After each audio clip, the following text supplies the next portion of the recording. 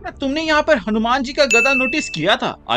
हर किसी ने रुद्र और कुंभ को यहाँ पर तो नोटिस कर लिया, पर इनके ठीक ऊपर में तुम एक छोटा सा गदा भी नोटिस कर सकते हो जिसके बारे में कोई बात नहीं कर रहा, ना कि इस शिप के बारे में जो कि अंटार्कटिका के बर्फ के नीचे जमा हुआ दिख रहा है। इसके अलावा माँ छिन्नमस्ता जी के मूर्ति दिखाने के पीछे का असली रीजन क्या हो सकता है, इन सब पर हम बात करेंगे एक एक करके। और मेरी कोशिश यही रहेगी कि इस वीडियो के अंदर हम हर एक चीज के बारे में बात कर ले, ताकि इसके बाद आपको कोई और वीडियो देखने की जरूरत ना पड़े। तो शुरुआत करते हैं हनुमान जी के गदा से, क्योंकि मुझे लगा था कि ये सबने नोटिस किया होगा, पर किसी ने भी इस चीज के ऊपर बात नहीं की, तो सोचा मैं ही बता दूं। अब पहले तो मुझे लगा था कि जिस हनुमान जी को हमें यहाँ पे दिखाया जा रहा है वो वाल्मीकि रामायण से इंस्पायर्ड होंगे, क्योंकि उसमें उन्होंने गदा नहीं बल्कि पेड़ों को उठाकर रावण की सेना से लड़ाई की थी। पर अगले ही फ्रेम में जब इतने सारे वानरों के हाथ में गदा दिखा और फिर रुद्र के साथ कुंभ को मैं जब जूम करके एनहेंस कर रहा था, तो यहाँ एक छोटा सा गदा हमें दिखता है, which means कि जब हनुमान जी नॉर्मल साइज में आ जाएंगे तब वो गदा को यूज करेंगे बाकी वानर के जैसे। इसका मतलब ये हुआ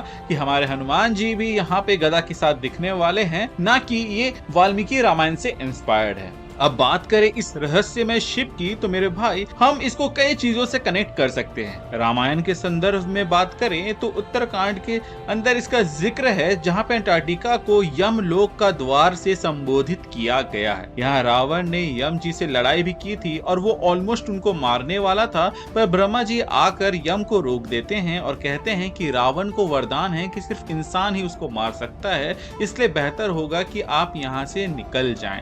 तो चांसेस है कि ये शिप उस जंग के दौरान यहाँ पर जम गया होगा और वहीं से इनको ये रथ मिला होगा जिस पे सवार होकर रुद्र और कुंभ त्रेता युग में गए। अगर इस एंगल को पकड़ के चले तो हम रुद्र के जो भी एक्शंस हैं उनको एक मोटिव दे सकते हैं, यानी कि जो वो अलग अलग जगह पे जा रहा है वहां वो असल में अलग अलग आर्टिफैक्ट कलेक्ट कर रहा है, जो कि उन दोनों को मदद करेगा पास्ट में जाने के लिए। पर कुंभ असल में पास्ट में क्यों जाना चाहता है? क्या वो खुद के डिसेबिलिटी को खत्म करना चाहता है? तो मेरे भाई मुझे ऐसा नहीं लगता, क्योंकि पास्ट में जाकर संजीवनी बूटी सिर्फ खुद के लिए लेना और रुद्र का उसका मदद करना एज अ कैरेक्टर दोनों को वीक दिखाता है। कुंभ एक सेल्फिश बंदा लगेगा जो कि लीस्ट विलन चीज होगी। वहीं अगर हम बात करें हीरो की, तो वो अगर ये काम पैसे के लिए करेगा तो एज अ हीरो भी वो लीस्ट इंटरेस्टिंग कैरेक्टर बन जाएगा। सो चांसेस है कि कोई एक ऐसा खतरा है जो पूरी दुनिया में आया है और वो फैल रहा है। अब पिछले ब्रेकडाउन में मैंने कहा था कि वो खतरा संभाव्य एस्टेरॉइड हो सकती है,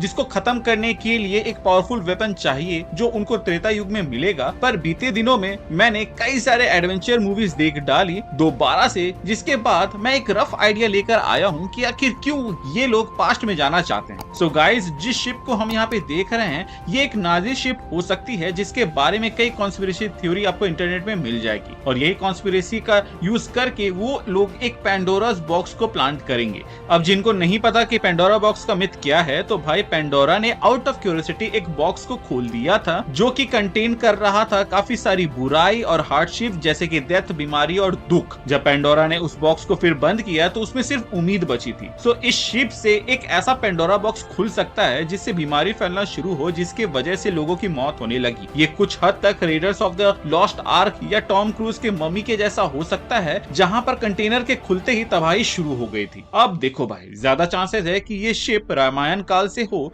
इसीलिए इसका सोल्यूशन भी हमें उस काल या समय में मिले, जिस वजह से त्रेता युग इतना इंपॉर्टेंट हो जाता है। पर अगर एस.एस. राजमौली इस मूवी को ग्लोबली हिट कराना चाह रहे हैं तो वो नाजी एंगल ऐड कर सकते हैं, क्योंकि नाजी के थ्रू बुराई को मूवीज में इजीली इंट्रोड्यूस किया जा सकता है। प्लस एक ग्लोबल अपील होगा, क्योंकि नाजियों ने इतना कुछ बुरा कर दिया है कि उनके नाम ये बिल भी चढ़ जाए तो इसमें कुछ गलत नहीं होगा। सो अभी के लिए हम अज्यूम करते हैं कि नाजियों ने एक ऐसा इनक्यूरेबल वायरस बना दिया जिसके क्योर वो खुद ना बना पाए, और इसीलिए उन्होंने इस चीज को अंटार्कटिका की तरफ भेज दिया ताकि वहां पर सेफ रहे और मानव जाति खत्म होने से बच जाए। अब कुंभ, जो एक बहुत ही बड़े कंपनी का मालिक होगा, जिसके अंदर कोई एक फार्मास्यूटिकल कंपनी भी होगी, उसकी टीम चारों तरफ से मुंह खाने के बाद से कुंभ को रियलाइज होगा कि संजीवनी बूटी के जरिए वो इसको ठीक कर सकता है। लेकिन वो चीज पास्ट में है, जो कि सुनकर सब कोई को लगेगा कि ये अजीब सा सपना देखने वाला ये कुंभ क्या ही सोच रहा है, लेकिन उनमें से एक बंदा जो कुंभ के आइडिया से अलाइन करेगा अपनी सोच को, वो होगा रुद्र, जो कि एक आर्कियोलॉजिकल डिपार्टमेंट से बिलोंग करता होगा। इसके होने के चांसेस काफी ज्यादा हैं, क्योंकि तभी वो हिस्ट्री से ज्यादा कनेक्टेड दिखा पाएंगे। इसके बाद रुद्र अफ्रीका जाएगा। अब अफ्रीका ही क्यों, तो भाई इसको भी आप दो तरीके से जोड़ सकते हो। पहला है कि रामायण के कॉन्टेक्स्ट में अफ्रीका को कुशाद्वीप कहा जाता था, जिसके पीछे दो रीजन थे। पहला ये कि वहाँ पे जो लंबे लंबे घास है उनको संस्कृत में कुशा कहा जाता है। अब अफ्रीका एक द्वीप है तो इट बिकेम कुशाद्वीप। वहीं दूसरा रीजन ये हो सकता है कि श्री राम जी के दो सुपुत्र थे, लव और कुश।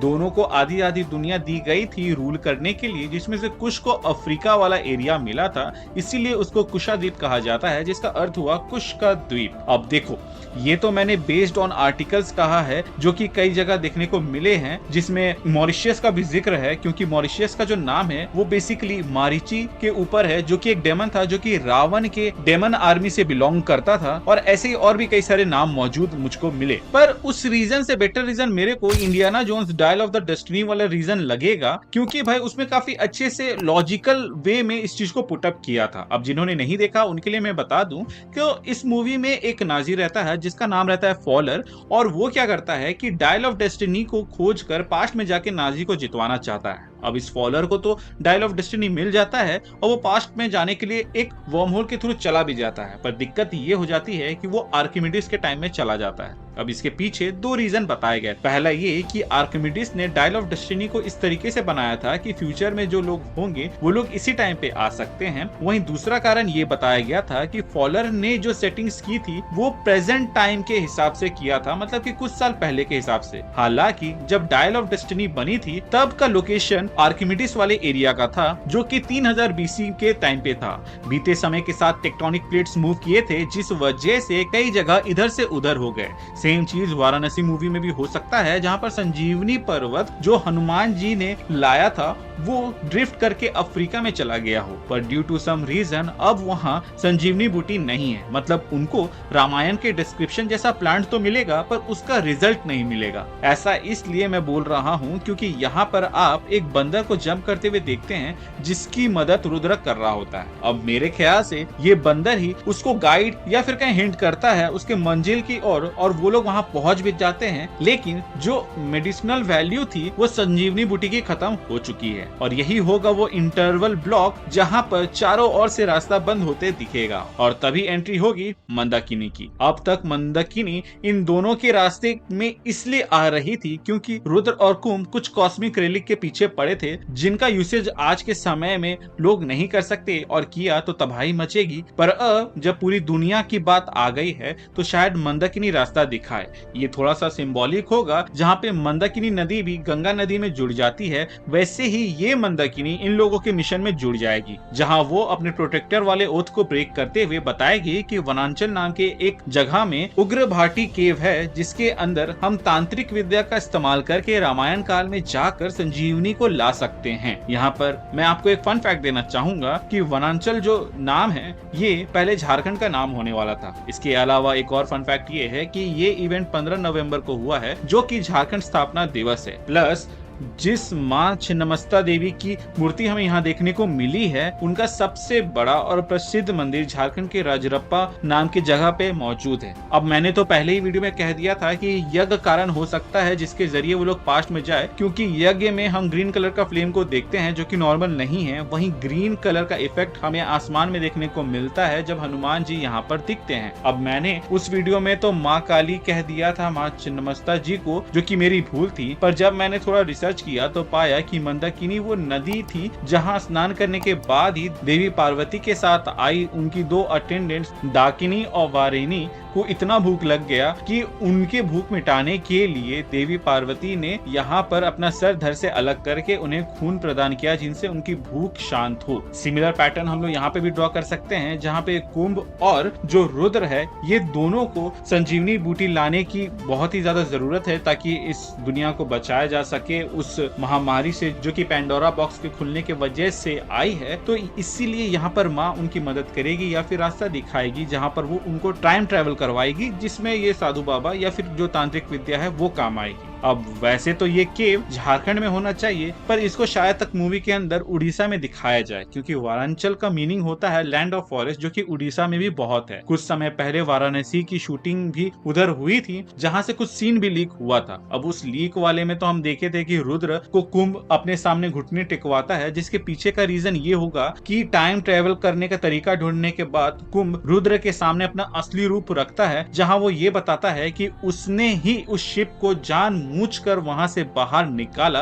और इस महामारी को फैलाया, ताकि रुद्र और मंदाकिनी जैसे लोगों की मदद से कुंभ वो चीज कर दिखाए जो उसके एंसेस्टर्स आज तक नहीं कर पाए। अब क्योंकि मंदाकिनी यहाँ पे कुंभ के कब्जे में थी, तो ये रीजन बनेगा कि क्यों सच्चाई जानने के बाद भी रुद्र कुंभ का साथ देगा। अब इसके बाद यहाँ से दो रास्ते हैं जिस पर एस.एस. राजमौली जा सकते हैं मेरे हिसाब से, और उनमें से पहला ये है कि कुंभ पास्ट में जाकर संजीवनी बूटी लेके सारा मटेरियल खुद ही कंज्यूम कर लेगा, जिसके वजह से वो एक नेचुरल ऑर्डर बिगाड़ देगा, और इसीलिए संभावी एस्टेरॉइड आ रही है जो कि पूरी दुनिया को खत्म कर देगी, क्योंकि नेचुरल ऑर्डर बिगड़ चुका है। और इसीलिए रुद्र ना सिर्फ कुंभ को रोकता है बल्कि उसके खून से एक एंटीडोट बनवाता है, ताकि पेंडोरास बॉक्स से जो फैली हुई महामारी है उसको कंट्रोल किया जा सके। अब बात कर लेते हैं दूसरे पॉसिबिलिटी की, जो कि बहुत ही ज्यादा क्रेजी है, जिसके होने के चांसेस ना के बराबर है। तो भाई कुंभ पास्ट में जाके संजीवनी बूटी को कंज्यूम करने के बाद उसको डिस्ट्रॉय कर देगा और खुद के लिए संजीवनी बूटी लेके फ्यूचर में चला जाएगा। कुंभ को लगेगा कि अब तो फ्यूचर बदलेगा और वो इसको महसूस भी कर रहा होगा, लेकिन होगा यूं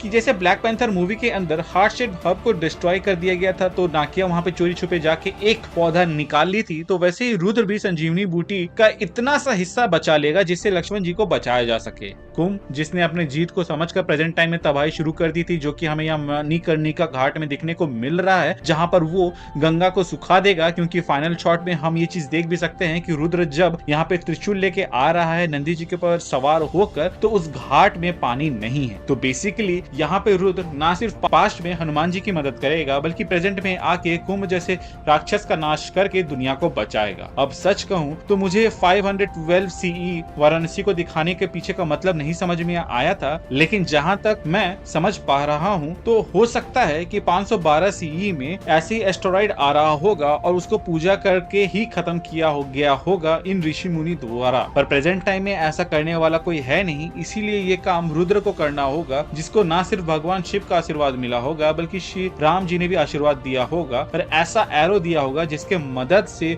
वो उस एस्टेरॉइड को डिस्ट्रॉय कर सके। इस तरीके से ना सिर्फ इस मूवी में टाइम टू टाइम थ्रेट भी डिफरेंट होंगे, बल्कि ट्विस्ट भी मौजूद रहेगा। मंदाकिनी का कैरेक्टर सिर्फ एक लव इंटरेस्ट नहीं बल्कि रुद्र के कैरेक्टर आर्क को बिल्ड या शेप करेगा, जो कि एक बहुत बड़ा रीजन हो सकता है कि क्यों प्रियंका चोपड़ा इतने समय बाद किसी इंडियन मूवी के लिए हाँ बोली है, क्योंकि जो मंदाकिनी का कैरेक्टर है वो as a secret protector of cosmic relic दिखाने से एक स्ट्रॉन्ग फीमेल कैरेक्टर को भी पोर्ट्रेयल मिलेगा, जो कि आज के समय में काफी ज्यादा नीडेड भी है। वहीं अगर हम बात करें कुंभ की, तो भाई वो तो मास्टरमाइंड है, जो कि आप मेरी थ्योरी से समझ ही गए होंगे। और फाइनली बात करें रुद्र की, तो भाई ये बंदा क्या है वो तो वाराणसी के फर्स्ट लुक में ही आपने देख लिया होगा। तो ये मूवी काफी ज्यादा बवाल एंड बेहतरीन होने वाली है मेरे हिसाब से। आपका क्या कहना है इसके ऊपर आप हमें कमेंट सेक्शन में बता सकते हैं। बाकी इसके अलावा मुझे ये भी बताइएगा कि आपकी क्या क्रेजी थ्योरी है इस मूवी से रिलेटेड। मिलते हैं एक नए वीडियो में नए टॉपिक के साथ, तब तक के लिए बाय बाय।